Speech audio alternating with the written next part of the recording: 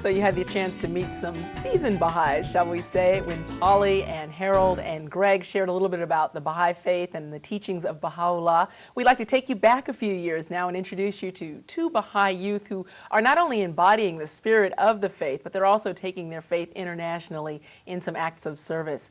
We have with us today Maddie Stokely. She's recently returned from service in El Salvador. And we also have with us Chelsea Allen. She's a senior at Yale, and she had opportunity to serve in India for a year of service as well. So, Maddie, since you have recently returned, tell us a little bit about your service in El Salvador. Well, I was stationed in Santa Tecla, and I was teaching English in a Baha'i-inspired elementary school there. I also was able to teach virtues classes there. First, we'll start off with picking the virtue with the children, and then we would do it in English and Spanish, and then we'd ask them, you know, how do you use patience in your everyday life? They'd raise their hands, oh, Señor, me. And you know, Ángel. And he'd be like, well, I use patience when I have to use the bathroom and my mom is in there. That's true patience. Good job, Ángel. High five. So they learned it. And it was also really good to be able to take it into the classroom and say, what did we learn yesterday? Paciencia. Patience. Good job, guys. And they'd be like, yeah, okay, so can you wait until, you know, we're done? Can we use our patience? And then they'd start calling each other out on it. You didn't use your patience. So it was really good to be able to see the effects of our teaching. So Chelsea, you had a chance to serve in India. What was that service like? Mine was actually very similar to Maddie's. I was working at a Baha'i-inspired school as well. But I was also able to get involved in some of the work with community development in some villages near the town that I lived in. So that experience was very similar to Maddie's. We looked not only at how to develop the community on a material basis, but also on a spiritual basis. So we would hold virtues classes for children very similarly. And then as well for their parents and the adults, we had a complementary course which looked at how to infuse their lives with not just spiritual guidance and wisdom, but also actions that would improve their community, whether through devotional gatherings where they could invite their friends to pray together, or continuing these children's classes, or catering to the needs of older youth, junior youth we would call them. So kind of by looking at both the material and spiritual aspects of this community, trying to help them develop and really create a community that was sustainable and healthy. So Maddie, how do you look at this then as being one of the principles of the Baha'i faith? Why do this kind of international service as a Baha'i? Being there really helped me see the importance of participating and working with children and with the junior youth age you had mentioned, so like 12 to like 14-ish age, because they, you know, they're the future. And so being able to be a good example for them will then, help us, you know, in the future. So it really showed me the light. Well, I mean, Chelsea, obviously people at your age, there's a lot of things that you can be doing. You're certainly you're a college student.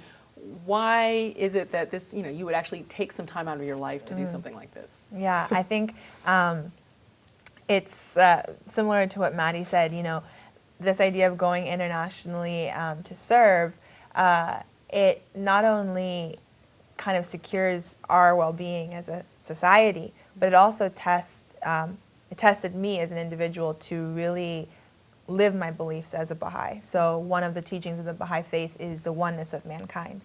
Easy to say. Anyone can say that.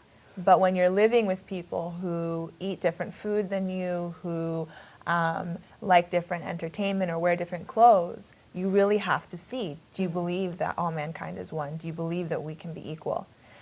So for me, it was really, the reason to do that was to make my words and my deeds in line with each other, you know.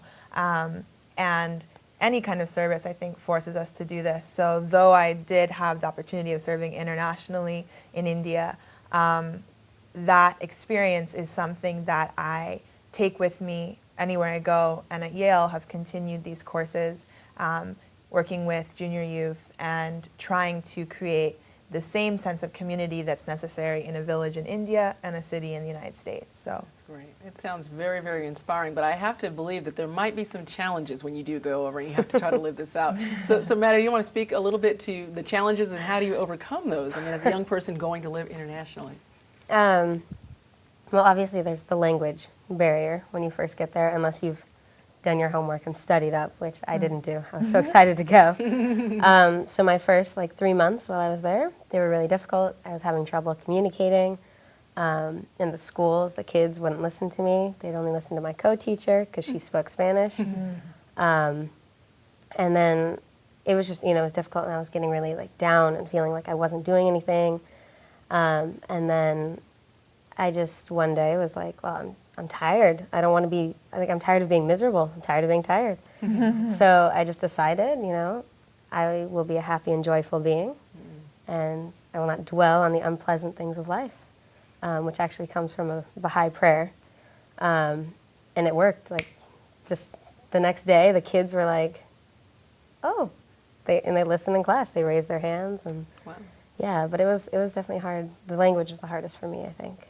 What about in your experience, Chelsea? it's funny because I had the exact same experience. I was like, oh, I can't do this anymore, And I actually, that same prayer was what just said, I'm not going to dwell on this, on negative things. Negative things happen, I'm not going to dwell on them.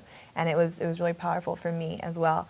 But I think in addition to that, one challenge that I found was yourself. You know what I mean? That the self is the biggest challenge. But in the Baha'i faith, Baha'u'llah, the Prophet founder, teaches us that tests and these difficulties that we have are part of our growing process.